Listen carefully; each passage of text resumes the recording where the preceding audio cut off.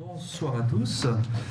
Donc, si j'ai bien compris, vous êtes allé il y a quelques semaines, quelques jours au Chambon-sur-Lignon, qui est effectivement une terre très importante pour l'accueil et la fraternité lors de la Seconde Guerre mondiale.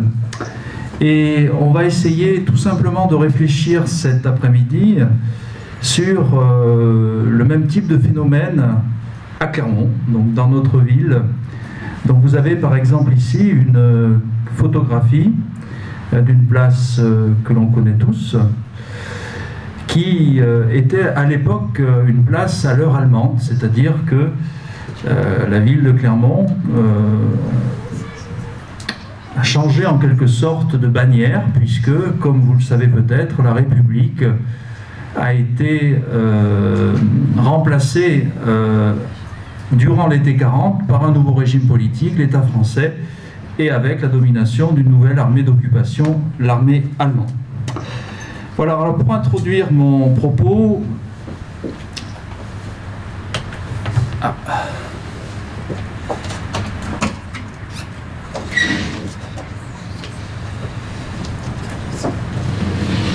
quelques points d'introduction. Tout d'abord, la Seconde Guerre mondiale, c'est une séquence d'études qui est exceptionnelle. C'est-à-dire que dans notre pays, et plus généralement en Europe, pour parler simplement, les choses ne se passent pas comme avant. D'accord ? Donc il y a l'invasion par des troupes militaires très puissantes, donc la Wehrmacht, de plusieurs pays européens. Et ce qu'il faut que vous compreniez, c'est que je vais vous parler cet après-midi de centaines de milliers de personnes qui marchent, qui viennent d'Orion, qui viennent de la gare qui est juste à côté, qui arrivent de Blanza, qui arrivent de Romagna, parce que aussi ce temps il est exceptionnel. C'est un temps où il y a plusieurs centaines de milliers de réfugiés qui parcourent les routes et les quais de gare de France. Et ça sera mon premier message, parce que j'ai des premières moi aussi à Thiers. Vous allez retenir quelques mots-clés. Et j'aimerais, s'il vous plaît, que vous reteniez l'idée qu'il n'y a pas que des juifs qui marchent à cette époque-là. C'est-à-dire qu'il y a évidemment des réfugiés juifs qui sont menacés de mort. C'est la fameuse Shoah. Mais il y a aussi des dizaines de milliers d'autres réfugiés qui marchent et qui arrivent à Clermont. Deuxième point de la diapositive, face à cela, ou en présence de ce contexte historique, notre ville a mis en œuvre plusieurs formes d'accueil. Certaines personnes, alors attention, c'est la rue derrière le grand immeuble que l'on voit ici, par exemple, il y avait 3 familles au 3e étage de l'immeuble, juste derrière celui-ci, ont accueilli en 1943 3 personnes, les Aïkovitch, et les ont hébergés 3 jours avant qu'ils ne reprennent le train en gare de Clermont. Donc ça, c'est un accueil individuel.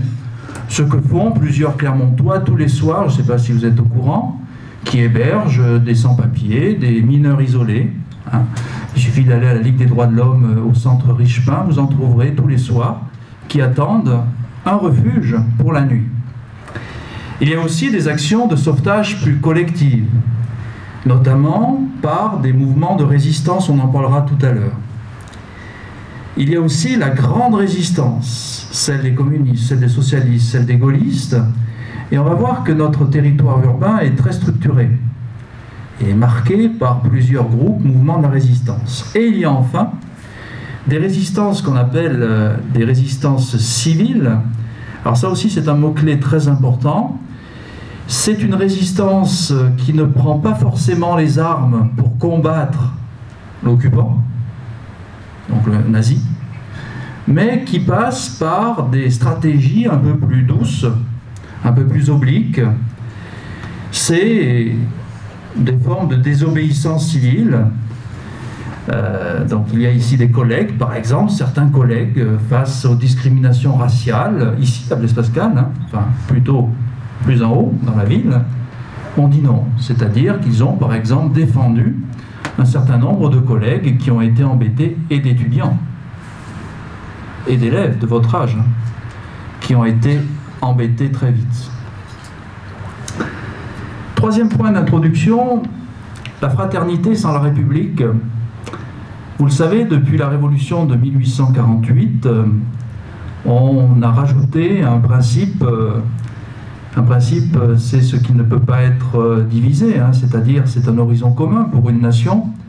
On a rajouté le principe de fraternité, sororité si on veut, à la devise républicaine. Or, en juillet 1940, à quelques dizaines de kilomètres d'ici, à Vichy, la majorité des parlementaires choisissent de confier à un maréchal de France, à un officier supérieur de l'armée, reconnu par la majorité des Françaises et des Français, de prendre pour lui-même le pouvoir pour sauver la France. C'est le fameux régime de l'État français. Et comme vous êtes grand maintenant, sachez que c'est plus compliqué qu'on ne le présente sur BFM ou sur les réseaux, hein. Dès le lendemain, le maréchal Pétain et son entourage prennent des décisions qui rendent la République has-been, qui refusent en quelque sorte l'horizon républicain pour notre pays. Voilà, c'était trois petits mots de contexte pour savoir de quoi on parle et pour essayer de réfléchir avec vous sur ce caractère, oui, exceptionnel, mais accueillant, sans République, dans la ville de Clermont. Alors, premier point, l'accueil de l'université de Strasbourg. Vous reconnaissez le fronton de l'université qui se situe juste en haut de notre avenue. Et au début de la Seconde Guerre mondiale, la ville de Strasbourg est déclarée zone militaire par l'état-major français. Attention, première difficulté de cette conversation, les Strasbourgeois ne partent pas parce que Strasbourg est envahi. Ils partent parce que le pouvoir politique et administratif français organise, je ne sais pas si vous vous rendez compte, le déplacement des institutions de la fonction publique dans les départements jugés moins en danger. C'est comme si on déplaçait la Cagne de Clermont et les classes de première de la spécialité cinéma, quand vous déplacez à Périgueux ou à Mont-de-Marsan. C'est où Mont-de-Marsan? C'est, on va dire, dans le sud-ouest de la France. Vous imaginez? Donc, en novembre 1939, 1200 étudiants et 150 personnels de l'université partent d'Alsace en direction de Clermont. Alors évidemment, les Allemands arrivent. Le 22 juin 1940, c'est l'armistice. Et les Allemands créent à Strasbourg, je vous l'ai mis sur la diapo, une université impériale pour en quelque sorte, alors il faut que je choisisse mon mot pour qu'il soit propre, hein, pour en quelque sorte mobiliser la jeunesse alsacienne pour lui rappeler qu'elle est avant tout germanique. Je ne sais pas si vous voyez ce que je veux dire. Donc on va en quelque sorte engager des universitaires de combat qui vont faire, par l'intermédiaire de propagande, une mobilisation, une politisation nazie donc de la jeunesse. De nombreux professeurs et étudiants décident, ils étaient là, de ne pas rentrer en Alsace pour rejoindre cette université. Et la majorité des étudiants ne rentrent pas en Alsace. Donc, pour parler simplement, il y a des dizaines de collègues universitaires qui sont à Carnot et au rectorat.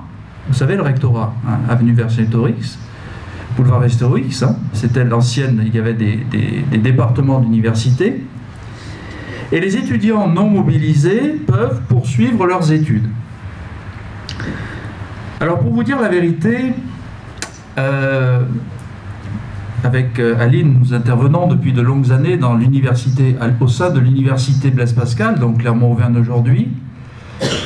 Ces années de guerre ont été pour notre université de Clermont des années d'âge d'or. Pourquoi? Parce que Strasbourg, par rapport à Clermont, c'est comme le PSG aujourd'hui, l'équipe de foot, par rapport à Clermont Foot, si vous voulez. C'est-à-dire que l'université de Strasbourg, c'est une université prestigieuse, avec de grands historiens notamment, des médecins aussi, même si, et ça a été rappelé lors du colloque il y a quelques jours qui s'est tenu à Carnot, que certains départements, par exemple la médecine, plusieurs professeurs de médecine ne sont pas partis d'Alsace. Ils se sont retirés de l'enseignement, mais il y a eu seulement 5 enseignants-chercheurs de médecine qui sont venus enseigner à Clermont. Alors pour les étudiants, la plupart de ceux qui n'ont rien trouvé chez l'habitant logent au foyer universitaire La Gallia. Alors là c'est un mot-clé de mon propos, de Zélia, 14 rue de Rabanès. Alors je ne sais pas si vous voyez où elle est celle-ci, elle se situe, pour faire simple, entre le jardin Lecoq et Dolay. D'accord. Donc là il y a une grande résidence universitaire, avant la résidence de Dolay, où il y a des dizaines d'étudiants qui viennent d'Alsace. Alors évidemment, comme la vie, quand on est jeune ou moins jeune, elle est essentiellement heureuse, il ne faut pas toujours dramatiser, hein. La vie s'organise. Mais malheureusement, la guerre va rattraper certains étudiants, certains réfugiés, et notamment les Juifs. Car vous l'avez étudié avec les collègues très certainement, très vite, le régime dit de l'État français et le régime d'occupation pour la zone nord du pays vont imposer des lois raciales qui vont segmenter la nation, faire exploser l'unité, l'indivisibilité de la nation, et il va y avoir des rafles. Notamment une rafle, je vous ai mis un panneau qui est sur la Gallia aujourd'hui, qui commémore le fait qu'en juin 1943, on ait arrêté, la Gestapo, donc la SD, arrête plusieurs dizaines de personnes. Alors je préviens tout de suite vos questions. Monsieur, combien il y en a qui rentrent en 1945? 2, hein, pour que ça soit clair dès le départ. Quand on est raflé en 1943, on a peu de chances de survivre, malheureusement. Grand 2, l'accueil de migrants et de réfugiés de diverses origines. Je vous ai mis une carte encore inédite. Avec Madame Friesman, nous sommes en train de construire un ouvrage sur les présences juives à Clermont durant l'époque contemporaine, un ouvrage qui va paraître l'an prochain. Et l'un de nos amis contributeurs nous a préparé cette carte que j'ai rognée et que j'ai coupée, qui vous donne, je ne sais pas si vous arrivez à lire au fond, non, je ne pense pas. Alors je vais vous donner les chiffres pour les Juifs. Il y a au recensement de 42 1801 Juifs réfugiés recensés, 1192 Juifs dits étrangers. On va d'abord arrêter les étrangers entre guillemets, puis les Juifs français, sur un total de 3000 personnes, donc qui sont des réfugiés, qui sont stigmatisés. Ça va? Bon. Mais, comme en géo, mise en perspective. Au-delà de ça, il y a des dizaines d'autres personnes qui sont des migrants. Exemple. En France, au moment où les troupes d'occupation allemande rentrent dans notre pays, 100 000 personnes affluent dans le Puy-de-Dôme. Je ne sais pas si vous vous rendez compte, hein. En 2 mois, l'équivalent de la moitié de la population de l'agglomération de Clermont passe par notre département. Alors je ne veux pas faire de jeu de mots puisque ce n'est pas le lieu, mais vous voyez bien que par rapport au flux de réfugiés aujourd'hui, c'est rien aujourd'hui par rapport au nombre de personnes qui sont passées, des personnes au passage qui étaient accueillies assez facilement. Évidemment, en ville c'est plus difficile. Mais dans les périphéries, bon, nous ne sommes pas une grande ville, hein, on n'est pas Lyon, on n'est pas Marseille, encore que Marseille c'est discutable, puisque Marseille c'est très vite là aussi des périphéries périurbaines, hein. Mais on loge beaucoup à Romagna, à Durtol, à Beaumont, à Rion pas trop, puisqu'il y a des soucis avec la ligne de chemin de fer. Vous voyez, donc la plaine aussi, hein, Pont du Château, etc., est concernée. À la fin du mois de juillet 40, débutent les rapatriements de réfugiés. Alors là, c'est un peu compliqué, mais c'était un peu la commande pour cet après-midi. On a l'impression qu'un réfugié, ça arrive à quelque part, et puis à la fin de la guerre, ça rentre chez soi, ou ça, malheureusement, part en camp de concentration ou d'extermination. Mais, et au lycée, il faut aller dans cette complexité maintenant. Il y a des gens qui vont et viennent. Je ne sais pas si vous voyez ce que je veux dire. C'est-à-dire qu'il y a des Françaises et des Français ou des personnes réfugiées étrangères qui bougent pendant la guerre, qui migrent. Et il y a même, alors avec Madame Friesman, on a travaillé sur plusieurs cas, des personnes juives, donc qui sont des sans-papiers ou qui ont des papiers qui les stigmatisent, qui passent 3 ou 4 fois la ligne de démarcation pendant la guerre. Alors on appellerait ça du courage. Après Charles le Téméraire, c'est, je ne sais pas, Abel le Téméraire. Mais voilà, c'est pour vous dire que les choses sont complexes. Et pourquoi ils migrent? Parce qu'il y a la famille qui reste à Paris, parce qu'il y a l'entreprise ou l'artisanat, évidemment, on va confier les rênes des industries, etc. Donc parfois, les choses sont très complexes. Donc je regarde l'heure pour éviter de me perdre. Voilà les 2 thèses que je voulais soutenir en début de conversation. Si on avait 2 choses à retenir sur l'accueil à Clermont, c'est d'abord un accueil d'une université, dans son intégralité, et c'est l'accueil de 100 000 personnes qui passent dans le Puy-de-Dôme. Sur ces 100 000, 3% de juifs. 3% de 100 000. En fonction de ça, c'est un grand 3, mais c'est la seconde partie de ma conversation. C'est organisé plusieurs logiques de fraternité. Alors, pour les non-latinistes, on a le droit. La fraternité, c'est un mot qui est fort. Ça renvoie à ce que vous devez vivre en théorie avec votre frère et votre sœur. C'est-à-dire, c'est une sorte, ou pas, hein, ça va passer, n'ayez pas peur, c'est une sorte, voilà, de communion, d'unité. Et à Clermont, dès le mois d'octobre 41, différents mouvements de la résistance Grand Air vont s'implanter au sein de l'université double. C'est-à-dire que, au sein même de l'université de Strasbourg qui a été déplacée, il va y avoir ce qu'on appelle les mouvements de résistance. Alors voici des noms très importants que vous pourrez replacer dans vos compositions. Le mouvement Combat, c'est un grand mouvement de résistance. Le mouvement Franc-Tireur. Le mouvement Front National. Alors malheureusement, cette expression est associée à un ancien parti politique qui a travesti l'origine de cette expression. Donc là, je ne parle pas du Rassemblement National, je parle bien du Front National de Résistance français, qui n'était pas facho, hein. Donc attention. Libé Sud, donc Libération Sud, puisque Clermont, nous sommes en zone sud. La ligne de démarcation qui sépare la zone occupée de la zone non occupée, elle passe à Vichy dans l'Allier. Et pour la petite histoire, mais ce n'est pas une anecdote, Libé Sud a été fondée dans une brasserie de l'avenue des États-Unis, donc vous savez, entre Gaillard et Jaude, à la fin de 40 par Lucie Aubrac. Je ne l'ai pas mise, Lucie Aubrac, peut-être il faut le noter, A-U-B-R-A-C, Lucie Aubrac. C'est une grande résistante française. Lucie Aubrac, Emmanuel Dastier et Jean Cavaillès, le philosophe des mathématiques. Donc là, qu'est-ce que je suis en train de vous dire? Je suis en train de vous dire que dans la ville, il y a non seulement une présence résistante Grand Air, mais il y a aussi des mouvements de résistance qui sont fondés.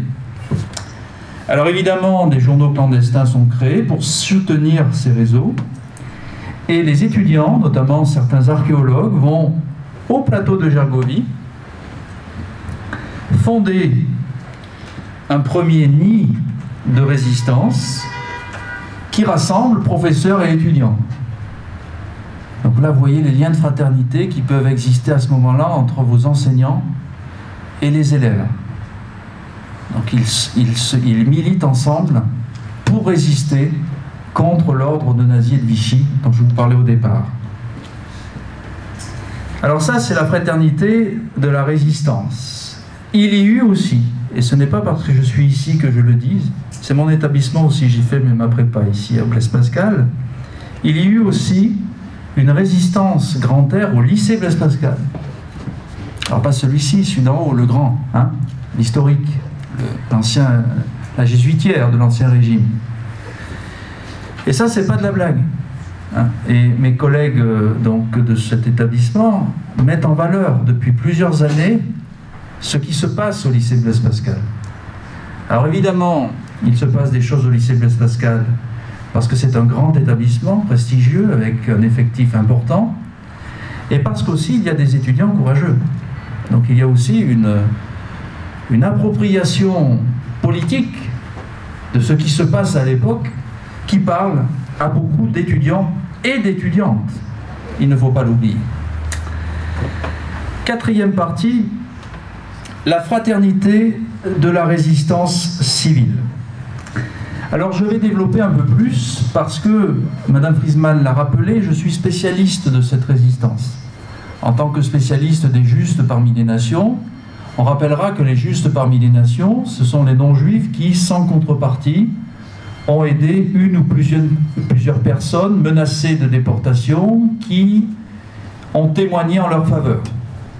Bien. Alors, des cas qui sont encore inédits, oui, on peut le dire, sans arrogance. Hein. Face aux persécutions, les gestes d'entraide spontanée s'accentuent. Pour vous aider à bien entendre les choses, mais ça a été rappelé très certainement au Chambon-sur-Lignon, et puis en plus, dans le voyage retour, on a le temps de penser à tout ce qu'on a appris, puisque c'est le bout du monde, de Clermont, le Chambon-sur-Lignon encore, et c'est pour ça qu'il y avait des justes là-bas. Donc face aux persécutions qui s'accentuent à l'été 42, l'aide spontanée d'un voisin, par exemple, s'organise. Exemple, le 8 septembre 43, Haïm Abovici, vous l'avez au tableau, réfugié de Paris avec sa femme et son fils, est arrêté à son domicile, 10 rue du 11 novembre. Donc la rue qui est séquente avec l'avenue des États-Unis. Son épouse et son fils se réfugient alors chez une voisine de l'immeuble Rose Sauva. Rose Sauva, SAUVAT, qui les accueille et leur évite de se faire à leur tour arrêter lorsque les autorités reviennent pour s'emparer d'eux. Donc, je ne veux pas faire de sensibilisme, c'est pas mon travail. Mais c'est simplement quelqu'un qui tape au moment du dîner. Est-ce que tu peux prendre, s'il te plaît, oui. Et le voisin ouvre sa porte. En l'occurrence, la voisine. C'est tout. Mais c'est beaucoup. C'est ça la résistance civile. Hein. Deuxième cas. David Alcalay et son épouse Mathilde sont, eux, aussi arrêtés dans la rue. Ils sont déportés par le convoi 82, qui part de Clermont le 17 août 1944, avec 9 autres juifs, femmes et hommes qui résidaient à Clermont ou environ. Et oui, il y a des sauvetages, il y a des réfugiés qui trouvent des refuges, mais malheureusement, plusieurs dizaines sont arrêtés. Leurs 2 enfants, donc des Alcalay, Lucette et Isaac, échappent à l'arrestation et sont pris en charge par des aidants extérieurs à la famille. Alors, qui sont-ils? Lucette, la fille, est recueillie par une employée du magasin de ses parents. Élise Koch, originaire de Metz, est réfugiée à Clermont avec sa famille. Et elle cache également l'un de ses proches, mais là, chez un médecin en charge des réfugiés. Donc vous voyez que toute la société est mobilisée. Et ça a été l'une des conclusions de mon livre de 2015 sur les justes d'Auvergne. Il y a de grands justes. Alors au Chambon, je suis sûr qu'on vous a parlé du pasteur Trocmé, à juste titre. puisque finalement le pasteur Trocmé et surtout son neveu, je vous parlais du neveu, j'ai le temps, oui. Le pasteur Trocmé, il a dit aux autorités, j'obéirai pas. 6 mois de prison. Son neveu, et moi je suis enseignant, vous le savez, je ne sais pas si je pourrais faire ça. Son neveu, Daniel Trocmé, rafle dans un de ses établissements, vous imaginez, la Gestapo arrive tout de suite. Monsieur Trocmé, donnez-moi ces 4 étudiants. Ils sont juifs. Daniel Trocmé lui fait, si vous arrêtez mes étudiants, je pars avec eux. Daniel Trocmé a été déporté. Donc le Chambon, c'est ces grands justes. Mais les justes, ce sont des personnes qui font tous les métiers en quelque sorte. Et il y a même des gens qui ne savent pas comment faire pour aider. Hein, ça c'est très important. Enfin, 3e cas, Alexandre Wolff, au même moment à Chamalières, pour parer au danger d'une arrestation, Alexandre Wolff, frère de René et son épouse, sont accueillis par leurs voisins, Gaston et Marie Créon, qui les hébergent jusqu'à la libération, et les Créons, ce sont aussi un couple de justes. Souvent, les justes agissent évidemment dans le cadre domestique, d'accord, et force est de constater que sur les 205 justes d'Auvergne, 205 à peu près aujourd'hui, il y a beaucoup de couples, évidemment parce que le sauvetage s'organise à l'échelle d'une maison, hein, pour trouver de l'alimentation, pour cacher la journée, etc. Alors, pour conclure, 5 minutes. Merci de votre attention au passage. Allez, 5 conclusions. Les actes d'entraide et de sauvetage, il y en a eu, on en a compté pour l'instant au moins 47. D'ici jusqu'au jardin Lecoq, par exemple, vous vous rendez compte? Donc en 300 mètres, il y a au moins 50 personnes qui ont été aidées pendant les 4 années de la guerre. Ces actes d'entraide et de sauvetage ne peuvent pas faire oublier la réalité de la Shoah. Et oui, c'est ça quand même le plus important, le génocide. Monsieur, combien il y a de personnes qui ont été déportées dans le Puy-de-Dôme? On a les chiffres maintenant, grâce aux études qu'on a menées. 406 personnes précisément ont été déportées dans le Puy-de-Dôme, 406 personnes, 34 reviennent des camps. D'accord? Deuxième conclusion. Parmi les familles qui arrivent à Clermont, plusieurs sont internées, incarcérées, déportées, et la plupart ont vécu une sorte, alors pour le coup on renvoie à l'Odyssée là, hein, de périple qui leur a fait franchir la ligne de démarcation, surtout à Moulins, pour ceux qui prennent le train, vous savez que la ligne passait à Moulins, c'est l'Allier qui faisait, la rivière Allier qui faisait la frontière, et ces familles viennent se réfugier à la faveur de l'Exode, et elles rencontrent face à elles des sauveteurs dont on a parlé tout à l'heure. 3. Les rafles de l'été 42. Il y a évidemment la rafle du Veldiv de juillet 42. Mais les grandes rafles en fait de France, c'est très important ce que je vais dire, c'est août 42. Où dans chaque département, on va arrêter des nombres précis de juifs. Et faites attention, une rafle, ce sont des cars, mais c'est souvent des taxis. Ce sont souvent des taxis, c'est-à-dire qu'on vient chercher au petit matin 2-3 personnes à Durtol, à Romagna, etc., etc. Et ces arrestations, qui peuvent à tout moment s'abattre sur une personne, rendent les Juifs de plus en plus prudents. 4e conclusion, elle renforce aussi la méfiance des autres réfugiés. Parce que en 1944, à Clermont, les mouvements de résistance précités, donc je vous rappelle, hein, Combat, Front-Tireur, Front National, Libé Sud, qui se sont organisés, ces mouvements vont menacer l'ordre d'occupation. Et il va y avoir une crispation des tensions entre les forces d'occupation et les Clermontois. Hein. Et donc il y a certains réfugiés qui vont avoir peur, à juste titre, puisque plusieurs vont être arrêtés. Bien. 5e et dernière conclusion. Les actes de sauvetage et d'entraide que nous avons mis en valeur ne sont pas l'ensemble des actes que l'on peut référencer. C'est-à-dire que cette opération de recherche est encore en cours. Et dans cette salle, je suis sûr, même si certains vous ne le savez pas encore, il y a très certainement de futures historiennes et d'historiens. Sachez que cette thématique-là de recherche, c'est une thématique, c'est une veine historiographique pour parler grec, hein.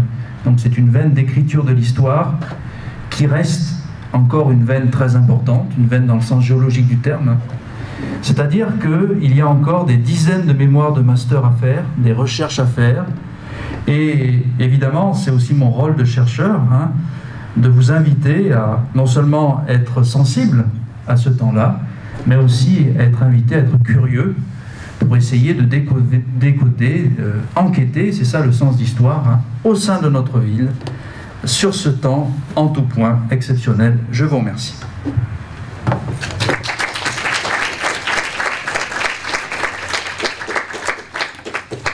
Alors s'il y a des interventions, des demandes de précision,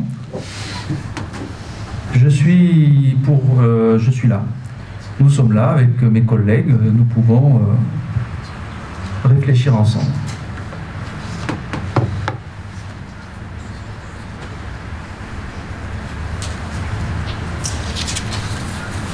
On avait vu au Chambon-sur-Lignon, par exemple, qu'il y avait notamment des actes de résistance civile qui permettaient aux Juifs de passer en Suisse et qui leur procuraient aussi des faux papiers.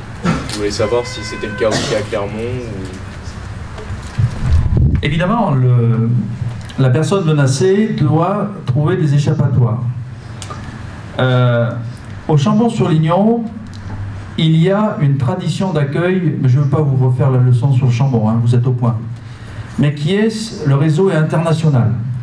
C'est-à-dire que pour passer en Suisse, il faut quand même avoir de l'argent ou avoir des contacts très importants. Et notamment au Chambon, il y avait 3 passeurs qui amenaient les migrants jusqu'à Grenoble. Et au passage, certains ont été arrêtés à Grenoble. À Clermont, alors ça va être un peu, comment dire ça simplement? À Clermont, on essaime plus qu'on ne transporte à l'étranger. C'est-à-dire qu'à Clermont, on est une sorte d'interface, voilà, interface de synapse, qui permet en quelque sorte de répartir, faire essaimer en quelque sorte les sauvetages. Ça va? Vous voyez à peu près? Pour les faux papiers, c'est aussi important qu'au Chambon. Donc là, la réponse est double. Non pour le sauvetage en Suisse, mais oui pour les faux papiers. Pourquoi?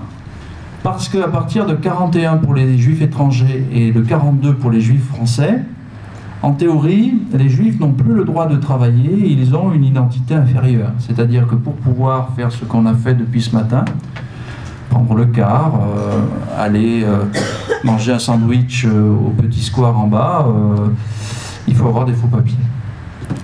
Pour demander une carte de rationnement, si on ne veut pas être stigmatisé, parce qu'il ne faut pas oublier qu'on mange et on boit pendant la guerre. Hein. Il ne faut pas trop théoriser les choses, il faut des faux papiers.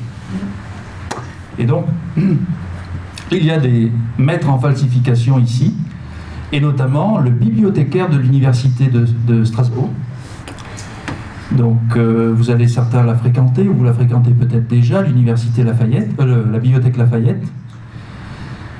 Le bibliothécaire de Strasbourg, qui s'appelait Serge Fischer, F-I-S-C-H-E-R, Serge Fischer, a fait à peu près au moins 200 faux papiers.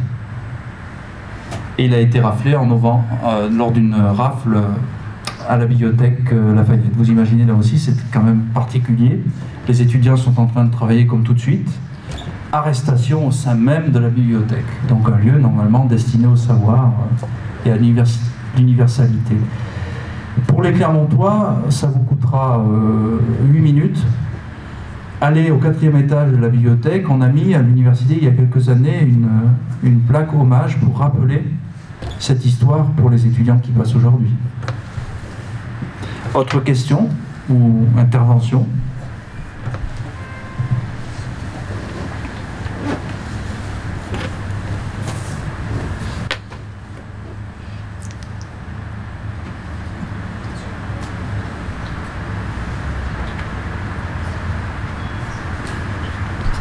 Non, personne?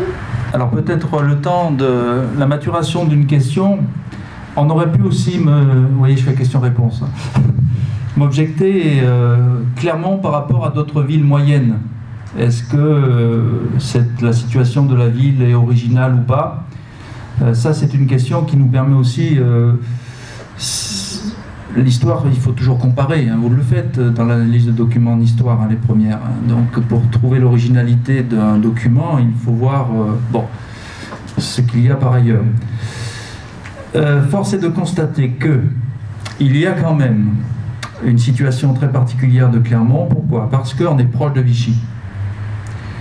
Vichy, c'est pas loin, en train. Et on est proche aussi du fief de Laval. Laval, qui est un des principaux ministres de l'État français, qui est un homme de pouvoir très important. Et Laval qui détenait à Clermont l'un des 2 grands quotidiens de notre ville. D'accord? Donc la presse. La presse, c'est l'équivalent des réseaux sociaux aujourd'hui à l'époque. Hein. Donc qui tient la presse, tient l'opinion. Hein. Donc ça, c'est un premier élément d'exceptionnalité. Ce qui fait aussi l'originalité de Clermont, c'est que la ville est entourée d'espaces ruraux qui sont très très proches, c'est-à-dire plus qu'à Grenoble. Pourtant, on a l'impression que Grenoble est enquisté dans le Vercors. Plus qu'à Grenoble, la campagne est à 2 pas. Je vais parler très clairement. Ça va faciliter l'organisation du ravitaillement pour les officiers, pour les réfugiés. Ça va faciliter, par exemple, des personnes qui vont aller habiter, je ne sais pas pourquoi je cite cette ville beaucoup de fois cet après-midi, Durtol. Hein, pourquoi? Parce que Durtol, on est dans cette interface entre l'agglomération, même si, attention, le quartier Galaxie à Clermont n'était pas urbanisé à l'époque, hein, c'était tout le quartier de la Maison des Sports. C'était un quartier de jardin. Hein. La ville n'était pas arrivée jusque-là. Voilà. Autrement, mis à part cela, nonobstant tout cela, c'est une ville moyenne comme d'autres. C'est-à-dire que la guerre est faite d'équilibres instables, avec l'attentisme, du collaborationnisme aussi, et puis aussi des épurations qui ont été menées. Ah si, un autre élément de particularité, l'évêque de notre ville a été déporté. Hein. Donc l'évêque de Clermont, j'en avais consacré un ouvrage, hein, les billets de prison de Gabriel Piguet, a été déporté donc en août 1944. Pourquoi? Parce qu'il s'était opposé à cet ordre allemand et avait aussi ordonné à plusieurs établissements privés, hein, de cacher certaines personnes poursuivies. Voilà. Alors est-ce qu'il y aurait une autre question ou intervention? Alors, oui. Il faut le temps de la réflexion. Je voulais savoir qu'est-ce qui a marqué dans ce temps historique. Qu'est-ce qui a marqué le plus?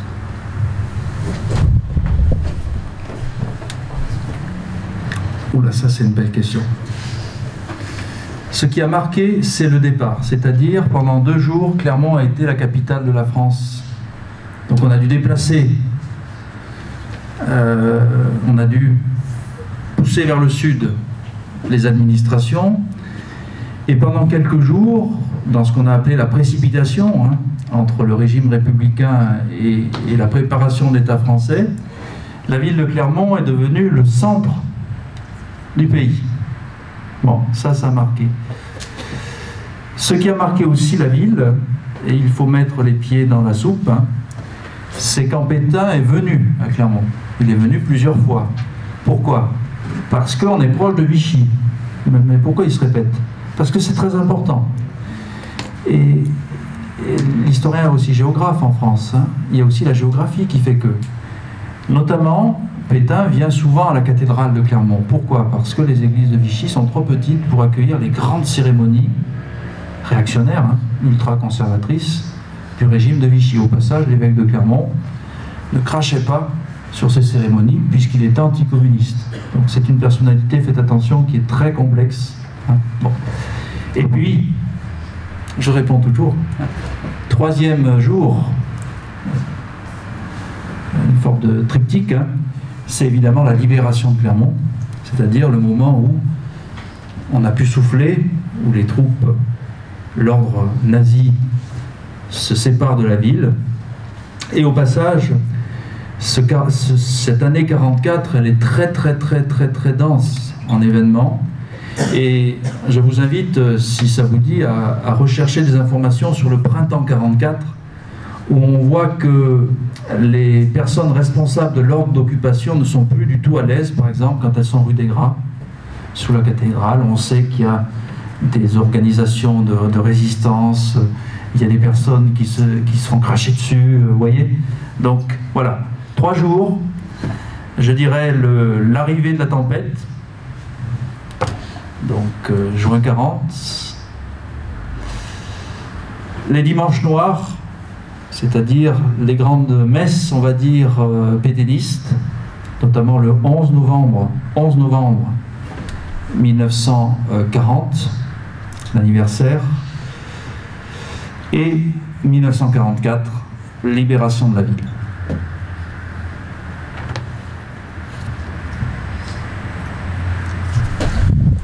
Est-ce que pour vous, être injuste, c'est une forme de résistance?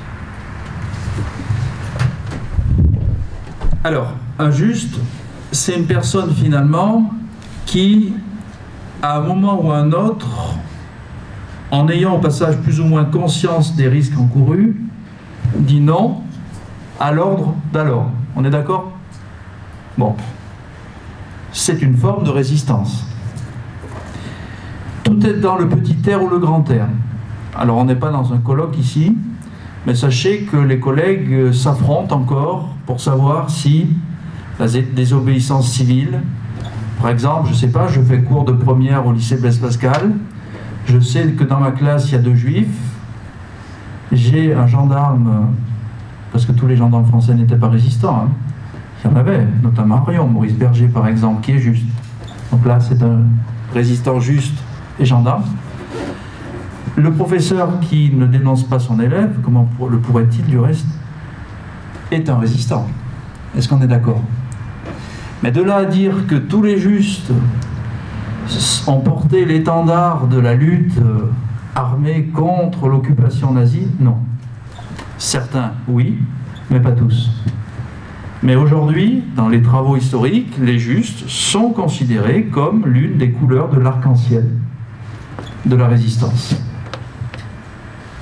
Au passage, certains justes étaient par ailleurs résistants, certains résistants étaient juifs, et il y avait même des sauveteurs juifs d'autres juifs. Je ne sais pas si vous voyez ce que je veux dire. C'est-à-dire qu'il y a des justes qui ne seront jamais justes, puisque Yad Vashem à Jérusalem refuse, c'est une aberration, mais c'est pour des motifs politiques, que des juifs aient la reconnaissance de la justice. Or la justice, bon, on ne va pas faire de théologie, mais ça vient de la Bible. Hein. Asidei umot haolam, hein, vous aurez sur des murs votre nom gravé. Donc c'est un texte de l'Ancien Testament.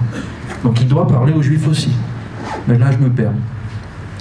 Ce que je voulais vous dire aussi, c'est très important votre question, et puis malheureusement on sera obligé peut-être un peu de terminer, c'est que si on réfléchit, entre Jean Cavaillès, Maurice Berger, gendarme à Rion, résistant, membre de l'organisation de résistance de l'armée, et Madame Sauva que j'ai citée, qui a hébergé cette jeune personne, tous les 3 partagent 3 choses. Ils ont dit non à un moment, ça on l'a dit, on l'a établi. 2, ils ont à un moment ou à un autre eu connaissance de ce qui allait se passer. Donc souvent les justes, comme les résistants, ce sont des personnes informées. C'est pour ça qu'il y a beaucoup d'hôteliers, professeurs, membres des professions intellectuelles, on dirait aujourd'hui, parce qu'ils sont informés de ce qui va se passer. Et 3, et j'aimerais terminer dessus parce que ça, pour moi, ça a du sens, mais on n'a pas le même âge, donc bon. C'est la gratuité, c'est-à-dire ce que des anthropologues ont appelé la banalité du bien. Je ne sais pas si vous voyez ce que je veux dire. Il y a des gens qui ont tendu tout simplement la main à des gens qui étaient en souffrance. Comme on peut le faire à Nucarno, quand on ramasse une personne âgée qui tombe par terre, sauf que là, les enjeux sont plus importants. Voilà. Pour moi, voilà, ces 3 caractéristiques sont partagées entre la grande résistance et la petite résistance. Merci. Pas de regret pour les questions? Bon, merci beaucoup pour cette conférence. J'espère que